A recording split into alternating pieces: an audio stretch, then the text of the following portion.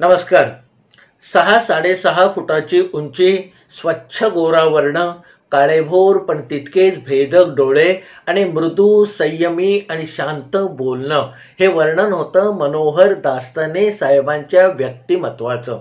मनोहर दास्ताने हे कॅनरा बँकेमध्ये मॅनेजर म्हणून कार्यरत होते आणि 1991, 92 आणि 93 या सलग 3 वर्षे बँकेच्या काही सिनियर ऑफिसरसाठी मॅनेजमेंट ट्रेनिंग प्रोग्राम म्हणजे व्यवस्थापकीय कार्यशाळा घेण्याची एक संधी मला प्राप्त झाली होती. आणि या ट्रेनिंग प्रोग्रामच्या दरम्यान या मनोहर दास्ताने साहेबांची माझी पहिली ओळख झाली आणि नंतर काही वर्षामध्ये जुजबी ओळखीवरनं घनिष्ठ मैत्री आणि मग जीवाभावाचे असे संबंध आमच्या दोघांमध्ये प्रस्थापित झाले.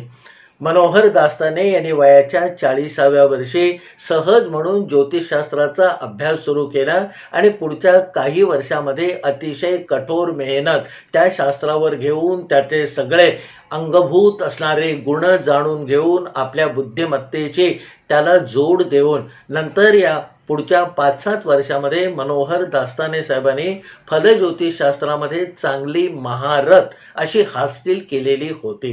आपल्याकडे येणाऱ्या गाजलेल्या आणि समस्या भेंडावणाऱ्या अनेक लोकांना ते त्यांची पत्रिका आणि हात बघून ज्योतिषशास्त्राचा पाया मूलभूत धरून त्याच्यावर काही उपाय सुचवत आणि आलेल्या प्रत्येकाला त्यांनी सुचवलेल्या उपायामुळे चांगलं फळ पदरामध्ये पडत असे.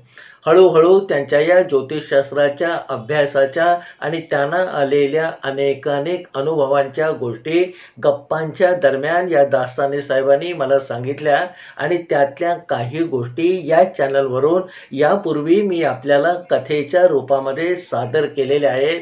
आपल्याला उत्सुकता असेल तर खाली या कथांपैकी काही कथांच्या लिंक मी डिस्क्रिप्शन बॉक्समध्ये दिलेल्या आहेत. तर 1992-93 पासून जवळपास चांगले संबंध आमचे निर्माण झाल्यानंतर मगाशी सांगितल्याप्रमाणे गप्पांच्या ओघामध्ये दास्ताने साहेब अनेक वेगळे अनुभव त्यांना या शास्त्राचे आणि एकंदर आजूबाजूच्या लोकांचे जे येत होते ते माझ्या पुढे कधी जेव्हा वेळ मिळेल तेव्हा विशद करत असत. सर्वसाधारणपणे कधीतरी एखाद्या माणसाचं मोठं काम झालं, कुणाला तरी प्रमोशन मिळालं, कुणाची तरी जागा जमीन किंवा एखादा गहून ठेवलेला फ्लॅट विकला गेला की मग नेहमीच्या फीपेक्षा जास्त काहीतरी द्यावं असं साहजिकच या दास्ताने साहेबांचं मार्गदर्शन घेतलेल्या व्यक्तींना वाटायला लागायचं. आणि मग ते या दास्ताने साहेबांकडे एक विनंती करत की साहेब आम्हाला तुम्हाला काहीतरी द्यायचं आहे. दास्ताने साहेब ठरवून अशी फी कोणाकडनंही घेत नव्हते, पण लोकच त्यांचं ज्ञान फुकटचं घ्यायचं नाही या जाणीवेतून त्यांच्या पुढे काही पैसे ठेवत असत आणि देवाची कृपा म्हणून दास्ताने साहेब ते स्वीकारत असत. दास्ताने साहेबांना चांगली नोकरी होती, त्यांची पत्नी मिळवती होती, 2 मुलं होती, ती करती सवरती होती, चांगलं शिक्षण घेऊन आपापल्या मार्गाला लागणारी होती आणि त्यामुळे ज्योतिषातून मिळालेल्या या पैशापैकी 1 रुपयाही कधी मनोहर दास्ताने साहेबांनी स्वतःच्या संसाराला वापरला नाही. जसं जसं या दास्ताने साहेबांचं नाव वाढायला लागलं तसं त्यांच्याकडे मार्गदर्शनासाठी येणाऱ्यांची संख्या हळूहळू त्या प्रमाणात किंवा त्या पट्टीमध्ये वाढत राहिली आणि पुष्कळशा लोकांची कामं झाल्यानंतर मगाशी सांगितल्याप्रमाणे साहेब आम्हाला तुम्हाला विशेष काहीतरी द्यायचं आहे अशी एक नम्र विनंती किंवा आर्जव हे कामं झालेले लोक मनोहर दास्ताने साहेबांना करत असत. मग त्याच्यावर आपल्या बुद्धी कौशल्याने मनोहर दास्ताने साहेबांनी एक असा तोडगा काढला की एखाद्या माणसाचं घर विकलं गेलं की तो आनंदाने फोन करून ती बातमी मनोहर दास्ताने साहेबांना सांगत असे की साहेब तुमच्या उपायामुळे मला या घराच्या विक्रीमध्ये 2-4 लाख रुपये जास्तच मिळाले आहेत. आता मला तुम्हाला काहीतरी द्यायचं आहे असं नम्र विनंती किंवा आर्जव करणारं फोनवरून बोलणं सुरू झालं की मग दास्ताने साहेब म्हणत आता असं करा, तुमचा हा फ्लॅट 55 लाखाला विकला गेला आहे, मग त्याची 1% रक्कम तुम्ही तुमच्या आवडत्या देवळामध्ये देवाच्या पायाशी रुजू करा, तिथे अर्पण करून टाका. दास्ताने साहेबांबरोबर त्यांच्या केबिनमध्ये बसून अनेकदा गप्पा मारताना असे फोन आलेले आणि मग दास्ताने साहेबांनी, वा छान झालं, तुमच्या मुलाला नोकरी लागली का, मग आता असं करा, त्याचा जो पहिला पगार असेल त्याच्यातले 25% रक्कम तुमच्या आवडत्या देवाच्या चरणी अर्पण करा, असं अनेकांना सांगितलेलं मी माझ्या कानाने ऐकत होतो. आणि त्याच्या मागची भूमिका, दास्ताने साहेबांच्या एकंदर व्यक्तिमत्वाबरोबर माझा जो संपर्क आलेला होता त्याच्यातून मला पूर्णपणे ती जाणवलेली होती. वर्षामागून वर्ष निघून गेली आणि एक दिवस दास्ताने साहेबांच्या ऑफिसमध्ये गप्पा मारायला गेलेला असताना असाच एक फोन आला आणि फोनवरून त्या माणसाने त्याचं काम झाल्याचं सांगितलं. त्याच्याबद्दल दास्ताने साहेबांचे आभार मानले आणि मग नेहमीप्रमाणे एक विनंती केली की साहेब, मला तुम्हाला काहीतरी द्यायचं आहे. त्याच्यावर मग दास्ताने साहेब म्हणत, हे बघा, तुमच्या मुलीचं लग्न ठरलं, तुम्हाला पाहिजे तसा जावई मिळालेला आहे, मग आता माझे 15,000 रुपये तुमच्याकडे जमा आहेत. हे आयुष्यामध्ये पहिल्यांदी दास्ताने साहेबांच्या तोंडून ऐकल्यानंतर मी कुठेतरी चपापलो आणि चमकलो होतो आणि काळाप्रमाणे या दास्ताने साहेबांना हळूहळू बदल व्हायला लागलेला आहे किंवा आता साहेबांनी आपली पॉलिसी किंवा जुनी धोरणं बदललेली आहेत असं मला वाटायला लागलं. सगळ्यात पहिल्यांदी हा जो फोन किंवा त्याच्यावरचा संवाद मी ऐकला की ज्याच्यामध्ये दास्ताने साहेबांनी आपले 15,000 रुपये तुमच्याकडे आता जमा आहेत असं सांगितलं. त्यावेळेला लगेच मी काही खुलासा करून घेतला नाही, पण नंतरच्या 2-3 भेटीमध्ये 5-7 वेळेला जेव्हा ही घटना घडली तेव्हा मग माझं कुतूहल पूर्णपणे जागृत झालं आणि माझा जो मूळ स्वभाव आहे की आपल्या मनामध्ये कुठचाही प्रश्न अनुत्तरित फार काळ ठेवायचा नाही, समोरच्या माणसाशी स्पष्टपणे संवाद साधून त्याला अक्षरशः भिडून त्याचं उत्तर घेण्याचं आटोकाट आणि प्रामाणिक प्रयत्न करायचं. 5-7 वेळेला असं दास्ताने साहेबांनी सांगितलं की माझे एवढे रुपये तुमच्याकडे जमा आहेत, याच्यावर एकदा खुलासा करून घ्यावा. म्हणून मी दास्ताने साहेबांना थेट प्रश्न विचारला की साहेब, तुम्ही पहिल्यांदा असं सांगत होतात की बाबा अमुक रक्कम तुमच्या आवडत्या देवाच्या देवळामध्ये अर्पण करा आणि आता तुम्ही त्यांना सांगता आहात की माझे एवढे पैसे तुमच्याकडे जमा आहेत. आता या दोघांचा एकंदर जो काही ताळा आहे तो मला काही लागत नाही आहे, त्यामुळे हा बदल कशामुळे झाला ते तुम्ही मला सांगा. त्यावर एक दीर्घ सुस्कारा सोडत दास्ताने साहेब आपल्या खुर्चीमध्ये मागे रिलून बसले. 2-5 मिनिटं त्यांनी समाधी लावल्यासारखे डोळे मिटले आणि मग एकदम भानावर येऊन मला ते म्हणाले की हे बघा, काही गोष्टी आपल्याला जेव्हा माहीत नसतात तेव्हा आपण काही ध्येय धोरणं आखलेली असतात, पण त्याच्यावरती काही वेळेला ती ध्येय धोरणं मुळापासून किंवा काही अंशी बदलून टाकावी अशा घटना आयुष्यामध्ये घडतात. आणि माझ्यासारखा कुठचीही गोष्ट जी नवीन असेल ती स्वीकारायला किंवा आयुष्यामध्ये जो बदल असतो तो करून घ्यायला नेहमीच उत्साही असणारा माणूस असा बदल करून घेण्यामध्ये मग मागे पुढे काही फार वेळ बघत नाही. असं म्हणून मग दास्ताने साहेबांनी या झालेल्या बदलाची जी कारण मीमांसा होती, कारण होतं ते स्पष्टपणे सांगायला मला सुरुवात केली. ते म्हणाले की मनोहर दास्ताने नावाचा मी माणूस आहे आणि काही वर्षापूर्वी मनोहर घैसास नावाचा एक माणूस या मनोहर दास्तान्यांना भेटला आणि त्याच्याशी संपर्क आल्यावर काही दिवसांनी ही भूमिका आता बदलावी आणि नवीन काहीतरी सुरू करावं असं मला वाटायला लागलं. दास्ताने साहेब संथ लईमध्ये कुठच्याही प्रकारचं तत पप न करता एक मार्गी माझ्याशी संवाद साधत होते. ते म्हणाले की ठाण्याच्या चॅरिटी कमिशनरच्या ऑफिसमध्ये काम करणारे मनोहर घैसास नावाचे गृहस्थ त्यांची पत्रिका घेऊन असंच माझ्या घरी एकदा आले. त्यांना ठाण्यामध्येच एक घेतलेला फ्लॅट होता, तो इन्व्हेस्टमेंट म्हणून घेतलेला होता आणि बाकीच्या काही सांसारिक गरजा भागवण्यासाठी त्यांना तो फ्लॅट विकायचा होता, पण चांगलं गिराईक आणि चांगली किंमत काही त्यांना मिळत नव्हती. हा प्रश्न घेऊन मनोहर घैसास माझ्याकडे आले. मी त्यांची पत्रिका आणि हात बघून काही उपाय त्यांना सुचवले आणि देवाच्या कृपेने पुढच्या 2.5 महिन्यामध्ये त्यांचा तो फ्लॅट ठाण्यामध्ये इन्व्हेस्टमेंट म्हणून जो घेतलेला होता तो त्यांना अपेक्षापेक्षा 10% जास्त रक्कम देऊन घसघशीत अशा 72 लाखांना विकला गेला. नेहमीप्रमाणे मग झालेल्या खुशीने या मनोहर घैसा साहेबांनी मला फोन केला आणि सांगितलं की साहेब 50-55 पर्यंत मी खाली उतरत होतो तरी कोण गिऱ्हाईक घेत नव्हतं, पण तुम्ही सांगितलेले उपाय आणि देवाची सेवा झाल्यावर समोरून आलेल्या गिऱ्हाईकाने मी सांगितलेली किंमत 72 लाखाची पटकन मान्य केली. सगळा व्यवहार धडाक्याने पार पडला आणि आजच्या तारखेला पूर्ण पैसे माझ्याकडे जमा झाले. साहेब, आता मला तुम्हाला काहीतरी द्यावं असं वाटतं आहे. त्याच्यावर नेहमीच्या पठडीप्रमाणे मी त्यांना सांगितलं की एवढी जर घसघशीत रक्कम तुमच्याकडे आली असेल तर त्याचा 1% काढून तुमच्या आवडत्या देवाच्या देवळामध्ये तो अर्पण करा. त्याच्यावर मग मला हो साहेब असं म्हणून समोर असणाऱ्या मनोहर घैसासांनी फोन खाली ठेवला. मी माझ्या कामाला लागलो.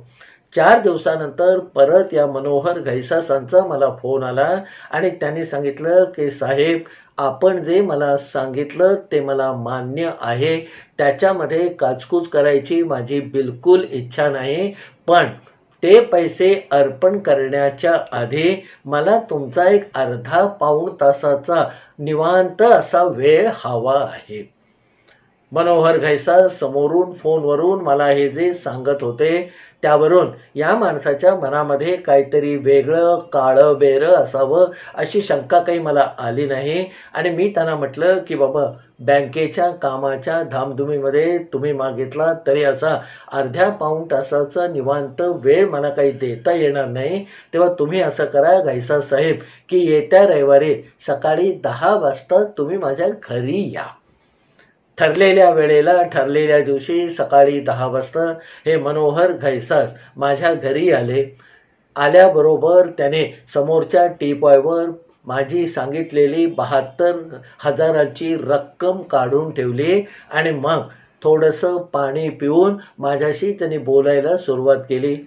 सुरुवातीलाच ते म्हणाले की साहेब, आपण जो सांगितलं तो शब्द मला प्रमाण आहे, तुमच्या शब्दाच्या बाहेर मी नाही आणि म्हणून हे 72,000 रुपये तुम्ही सांगितल्याप्रमाणे तुम्ही विचारायच्या आधीच तुमच्या पुढे काढून ठेवलेले आहेत. धाड धाड धाड धाड असं बोलायला सुरुवात केल्यानंतर मग मी म्हणजे मनोहर दास्ताने साहेबांनी त्यांना थोडंसं थांबवलं आणि म्हणाले, घैसा साहेब, आत्ता 10-10:30 वाजलेले आहेत, आपण एक चहा घेऊया आणि मग पुढचं बोलणं करूया. असं म्हणून मनोहर दास्ताने साहेबांनी घरामध्ये असलेल्या पत्नीला दोघांना चहा टाकायला सांगितला आणि बोला आता अशा अर्थाने खूण करून त्यांचं सगळं शांतपणे ऐकण्याच्या इराद्याने मनोहर दास्ताने साहेब आपल्या कोचावर निवांतपणे बसले. त्याच्यावर मग मनोहर घैसासांनी सांगायला सुरुवात केली की साहेब, मी चॅरिटी कमिशनरच्या ऑफिसमध्ये काम करतो हे आपल्याला माहीत आहे. असं बोलता बोलता जवळ असलेल्या जाडजूडच्या ब्रीफकेसमधनं ती ब्रीफकेस उघडून काही कागदपत्र बाहेर काढायला या मनोहर घैसासांनी सुरुवात केली आणि एका बाजूला त्यांचं या मनोहर दास्ताने साहेबांबरोबर संवाद साधणं सुरूच होतं. मनोहर घैसास पुढे म्हणाले की साहेब, चॅरिटी कमिशनरच्या ऑफिसमध्ये मी अनेक वर्ष काम करतो आहे. जागोजागी असलेल्या अनेक ठिकाणी माझी आत्तापर्यंतची सर्व्हिस झालेली आहे आणि जेव्हा आपण मला सांगितलं की कोणत्याही देवाच्या चरणावर हे समोर ठेवलेले 72,000 रुपये अर्पण करा, तेव्हा काही गोष्टी आपल्याशी स्पष्टपणे बोलल्या पाहिजेत असं मला वाटून गेलं आणि म्हणून आज मी तुमची अर्धा पाऊण तासाची वेळ घेऊन तुमच्याकडे भेटायला आलो आहे. एवढी सगळी प्रस्तावना करेपर्यंत मनोहर दास्ताने साहेब शांतपणे बसलेले होते आणि मग प्रस्तावना करून झाल्यानंतर पुढे हे मनोहर घाईसा सांगायला लागले की साहेब, माझ्या अखत्यारीमध्ये असलेल्या ठाणे शहरातल्या अनेकानेक देवस्थानांचे जे वार्षिक अहवाल आणि त्यांचा आर्थिक ताळेबंद असतो ते ताळेबंद मी घेऊन आलेला आहे आणि याच्यापैकी काही ताळेबंद वाचल्यानंतर माझं मन थोडंसं चलबिचल व्हायला लागलं आणि ही बाब आपल्या कानावर घातली पाहिजे असं मला कुठेतरी प्रकर्षाने वाटायला लागलं.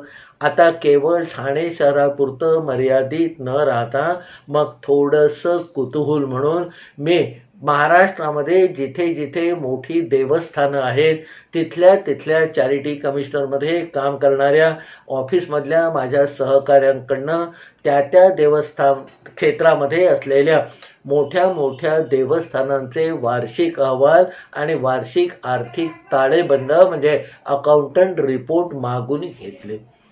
ते सगळे रिपोर्ट वाचल्यानंतर माझ्या शंका म्हणून जी होती तिला पक्क्या एका स्वभावाचं किंवा ठाम मताचं रूप यायला लागलं आणि मगाशी किंवा सुरुवातीला ठरवल्याप्रमाणे आपल्याबरोबर ही बाब एकदा बोलली पाहिजे असं मला वाटायला लागलं. आणि म्हणून आपण बँकेमध्ये काम करता, अकाउंटन्सी हा विषय आपण जाणता, आर्थिक ताळेबंद म्हणजे काय ते आपल्याला मी सांगायची गरज नाही. आणि म्हणून महाराष्ट्रातल्या महत्त्वाच्या देवस्थानांचे गेल्या काही वर्षाचे हे आर्थिक ताळेबंद म्हणजे अकाउंटंट रिपोर्ट मी आपल्याला दाखवतो आहे असं म्हणून मनोहर घाईसा साहेबांनी ब्रीफकेसमधनं काढलेले ते अनेक देवस्थानांचे आर्थिक ताळेबंद मनोहर दास्ताने साहेबांच्या समोर टाकले. एक एक आर्थिक ताळेबंद एकेका देवस्थानाचा आपल्या हातामध्ये घेऊन तो 4-5 पानांचा सगळा संक्षिप्त असा रिपोर्ट वाचण्यामध्ये पुढची 15-20 मिनिटं या मनोहर दास्ताने साहेबांची गेली. पण नक्की या मनोहर घाईसा साहेबांनी हे आर्थिक ताळेबंद आपल्या हातामध्ये देऊन नक्की काय साध्य यांना करायचं आहे याचा उलगडा मात्र मनोहर दास्ताने साहेबांना काही होईना. असे 5-10 मोठ्या धार्मिक संस्थांचे एकंदर आर्थिक ताळेबंद बघून झाल्यानंतर मग दास्ताने साहेबांनी ते सगळं भाड परत मनोहर घाईसा साहेबांकडे दिलं आणि म्हणाले की अकाउंटन्सी किंवा एकंदर आर्थिक ताळेबंद म्हणजे म्हणून हे व्यवस्थित दिसत आहेत, याच्यामध्ये निदान माझ्या नजरेला तरी काही आक्षेपार्ह नाही. मनोहर दास्तानेनी सांगितलेलं हे बहुधा मनोहर घाईसासांना अपेक्षितच होतं आणि म्हणून थोडंसं हास्य करत ते म्हणाले की साहेब, आपली काही चूक नाही, पण मंत्रालयामध्ये काही वर्ष काढल्यानंतर बिटवीन द लाईन्स कसं वाचायचं आणि समोर असलेल्या साध्या सुध्या सरळ मजकुरामध्ये काय आडमार्ग दडलेले आहेत ते कसे शोधून काढायचे हे मला आता पुरेसं कळायला लागलेलं आहे.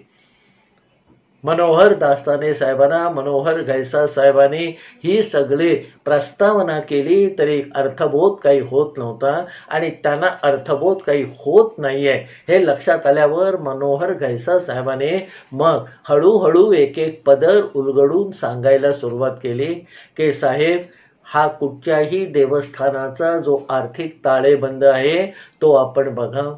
त्याच्यामध्ये जमा होणारी रक्कम आणि खर्च झालेल्या एकंदर रकमांचा हिशेब व्यवस्थित लावलेला आहे.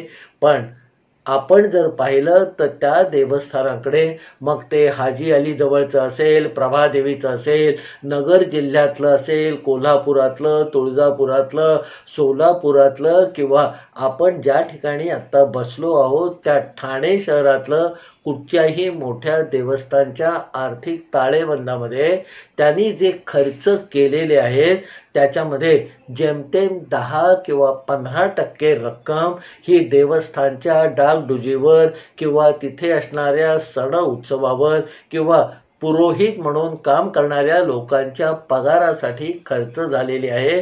पण बाकीची 85% रक्कम या सगळ्या संस्थांनी वेगवेगळ्या पद्धतीने वेगवेगळ्या नावाखाली वेगवेगळ्या संस्थांना देऊन टाकलेले आहेत. आता या सगळ्या संस्थांची जर आपण नावं बघितली तर पटकन एक गोष्ट आपल्या लक्षामध्ये येईल की महाराष्ट्रामध्ये जोरकस राजकारण करणाऱ्या, दंडेलशाही करणाऱ्या किंवा कायद्याला सतत धाब्यावर बसवणारी म्हणून जी काही दादा, नाना, बाबा, भैयासाहेब, ताईसाहेब, अमुक साहेब अशी व्यक्तिमत्व आहेत, त्यांनी वेगवेगळ्या ज्या संस्था स्थापलेल्या आहेत त्या सगळ्या संस्थानांकडे या धार्मिक संस्थांचा पैसा बिनबोकाटपणे अगदी निमूटपणे वळवलेला आहे. आता या सगळ्या संस्था, त्याच्यावर असणारे पदाधिकारी आपण पाहिले तर आपल्या लक्षामध्ये एक गोष्ट येईल की या माणसांना आपल्या समोर बसून आपण कधी चहा सुद्धा पाजणार नाही अशी ही राजकारणातली भली मोठी धेंड आहेत, ज्याच्याबद्दल सामान्य माणसाला एक नाही म्हटलं तरी कटुतेची भावना त्यांच्याबद्दल मनात असते. ती ही सगळी मंडळी आहे. आपल्या महाराष्ट्रातल्या जवळजवळ सगळ्या देवस्थानामधला 85% पैसा हा या बड्या बड्या धेंडांनी स्वतःच स्थापलेल्या, त्याच्यावर स्वतःच अध्यक्ष म्हणून नागासारखे बसलेले आणि केवळ एक सामाजिक काम करतो आहोत असा देखावा करणाऱ्या या लोकांच्या संस्थानांकडे वळलेला आहे. मनोहर दास्ताने साहेब हे ऐकत होते आणि आतून त्यांना कुठेतरी हादरल्यासारखं झालेलं होतं. कारण आतापर्यंत आपण सर्वजण जे पांढरपेशा सामान्य माणसं आहोत ती कोणाला कधीतरी मदत करतो, देवाच्या पेटीमध्ये आपण मनापासून काही रक्कम अर्पण करतो, पण ही सगळी रक्कम अशा ठिकाणी वापरली जात असेल हे मनोहर दास्ताने साहेबांना तोपर्यंत कधी स्वप्नातही आलं नव्हतं. त्याच्यावर मग मनोहर घैसास जे समोर बसलेले होते त्यांनी आणखीन पुढे सांगायला सुरुवात केली की या सगळ्या संस्थांकडे मी जेव्हा खोल चौकशी केली तेव्हा माझ्या लक्षामध्ये आणखीन एक गोष्ट आली की अनेकांनी माझ्या हृदयाच्या शस्त्रक्रियेसाठी, माझ्या डायलिसिससाठी, माझ्या मुलाच्या शिक्षणासाठी या मोठ्या संस्थांकडून म्हणजे धार्मिक संस्थांकडून मदत मिळावी म्हणून शेकडो अर्ज केलेले आहेत. पण समाजामध्ये खरोखर आर्थिकदृष्ट्या गरज असलेल्या नाडलेल्या गरीब लोकांची कामं पूर्ण होण्यासाठी या वर सांगितलेल्या अनेकानेक धार्मिक स्थळांपैकी एकानेही 5 रुपयेही दिलेले नाहीत. मनोहर दास्ताने साहेब हे सगळं ऐकून अतिशय थक्क झाले होते. त्यांचा तो थक्क झालेला चेहरा बघून आपल्या मनामध्ये जी काही भावना आहे ती आपण या मनोहर दास्ताने साहेबांपर्यंत पोहोचवण्यामध्ये यशस्वी झालो आहोत असं कुठेतरी मनोहर घैसास साहेबांना वाटायला लागलं. आणि मग ते म्हणाले की साहेब, म्हणून मी आपल्याला विनंती करतो की या सगळ्या धार्मिक संस्थांमध्ये हे माझे कष्टाचे असलेले पैसे आणि तुम्ही देवाच्या कृपेने मिळवून दिलेले पैसे अशा ठिकाणी टाकू नयेत असं मला आता वाटतं आहे. मनोहर दास्ताने साहेब हे सगळं ऐकून सुरुवातीला चक्रावून गेले होते, मग दिग्मूढ झाले होते आणि आता या मनोहर घैसास साहेबांनी जे काही सांगितलं ते पूर्णपणे बरोबर आहे असं कुठेतरी मनोहर दास्ताने साहेबांना पटायला लागलं होतं. आणि मग पुढे होऊन दास्ताने साहेब घैसास साहेबांना म्हणाले की हे बघा, आता तुम्ही हे सांगितलं याची सुतराम कल्पना या क्षणापर्यंत मला नव्हती आणि आपण सांगता त्याप्रमाणे जर या गोष्टी खऱ्या असतील, लोकांनी श्रद्धेने पैसा जो अर्पण केलेला आहे तो या राजकीय बड्या धेंडांकडे वळवला जात असेल तर त्याला चाप लावणं हे गरजेचं आहे. फक्त आता याच्यावरती आपण हा चाप कसा लावावा हे काही मला सुचत नाहीये. त्यावर मनोहर घैसास म्हणाले की साहेब, आपण असं करा की हे पैसे सध्या मी माझ्याकडेच ठेवतो. आपल्या संबंधामध्ये, आपल्या परिचितांमध्ये मगाशी सांगितल्याप्रमाणे कोणाच्या वैद्यकीय खर्चाला, कोणाच्या शिक्षणाला किंवा कोणाला अति अशी काही गरज असेल त्या व्यक्ती जर तुमच्या संपर्कामध्ये आल्या तर मग तुम्ही मला एक फोन करा. तो फोन आल्यानंतर या 72,000 रुपयातली तुम्ही सांगाल तेवढी रक्कम त्या गरजू माणसापर्यंत मी स्वतः जाऊन पोहोचवेन. मनोहर दास्ताने साहेबांना मनोहर घायसा साहेब घरून एवढा पक्का गृहपाठ किंवा होमवर्क करून आलेले आहेत हे बघून अतिशय आनंद झाला आणि मग तिथल्या तिथे आपली या गोष्टीला मान्यता आहे असं मनोहर दास्ताने साहेबांनी खुलेपणाने सांगून टाकलं. आणि त्याच्यानंतर मनोहर दास्ताने साहेबांनी पूर्वीची आपली जी धोरणं होती ती बदलून टाकली. त्याच्यानंतर त्याला जेव्हा जेव्हा असा फोन येई की साहेब मला आपल्याला काही अधिकची रक्कम द्यायची आहे, तेव्हा मग साहेब म्हणजे दास्ताने साहेब त्या माणसाला सांगत असत की बाबा तुझ्याकडे आता माझे एवढे एवढे 1000 रुपये जमा आहेत. आपल्या आजूबाजूला गरजवंत अनेक असतात, अनेकांची कामं अडलेली असतात. आपल्या खिशाला जेवढं जमेल तेवढी आपण मदत करत असतो, पण त्यांच्या गरजा आपल्या छोट्याशा रकमेने भागणाऱ्या नसतात.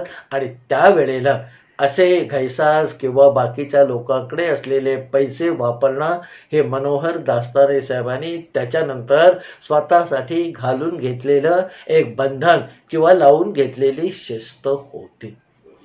एक मनोहर घैसास भेटतात, त्यांची कामं झाल्यानंतर सगळ्या संस्थांचे अहवाल ते जाणीवपूर्वक वाचतात आणि त्याच्यामध्ये दडलेलं जे सत्य असतं ते बँकेमध्ये मॅनेजर असणाऱ्या मनोहर दास्ताने साहेबांच्या समोर मांडतात. बुद्धी म्हणून जी काही असते तिचा वापर दोघे जण करतात. कालमान परिस्थितीला अनुसरून आपली ध्येय आणि धोरणं परत एकदा ठरवतात आणि मग दास्ताने साहेबांच्या मध्ये जो बदल होतो तो माझ्यासारख्याला थोडासा चिंताजनक वाटावा असा सुरुवातीला असतो की साहेबांनी आता सांगायला सुरुवात केलं की बाबा माझे एवढे 1000 रुपये आता तुझ्याकडे जमा आहेत. मनोहर दास्ताने साहेबांनी धडा धडा धडा ही सगळी कहाणी त्यांच्या बँकेच्या केबिनमध्ये बसून माझ्यासमोर 15-20 मिनिटांमध्ये विदित केली आणि माझ्याही मनामध्ये खळबळ उडालेली जी होती ती शांत झाली. आपण वाटलं होतं त्याच्यापेक्षा अधिक चांगला काहीतरी बदल या मनोहर दास्ताने साहेबांनी आपल्यामध्ये घडवून आणलेला आहे. साहजिकच मी त्यांच्या पुढे प्रश्न टाकला की साहेब आपण हे काम सुरू केलं ते नक्कीच स्तुत्य असं आहे, पण खरोखर अशा अनेक लोकांकडे जमा झालेल्या रकमा तुम्हाला कोणाला वितरित करता आल्या का? त्यावर मनोहर दास्ताने साहेब म्हणाले की हे सुरुवात करून 4-5 वर्ष झालेली आहेत, पण या 4-5 वर्षामध्ये 2 लोकांना त्यांच्या हृदयाच्या शस्त्रक्रियेसाठी, 2 लोकांना त्यांच्या मेंदूतल्या ट्यूमरच्या शस्त्रक्रियेसाठी, 8 लोकांना म्हणजे त्यांच्या मुलांना परदेशी शिक्षण घेण्यासाठी पाठवण्यासाठी आणि इतर अनेक लोकांना त्यांच्या छोट्या मोठ्या गरजा भागवण्यासाठी मी असे जागोजागी जे पैसे ठेवलेले आहेत त्या पैशाचं विनियोग योग्य प्रकारे किंवा मला अधिक समाधान देईल अशा पद्धतीने होतो आहे. सत्य हे कल्पनेपेक्षा अद्भुत असतं या माझ्या ठाम विश्वासाला पुन्हा एकदा बळकटी देणारी ही मनोहर दास्ताने साहेबांची आणखीन एक कथा. या सगळ्याबद्दल आपल्याला काय वाटतं ते खालच्या कॉमेंट बॉक्समध्ये प्रतिक्रियांच्या रूपाने लिहून माझ्यापर्यंत पाठवा. आपल्याकडून आलेल्या प्रत्येक प्रतिक्रियेचं माझ्याकडून स्वागतच आहे.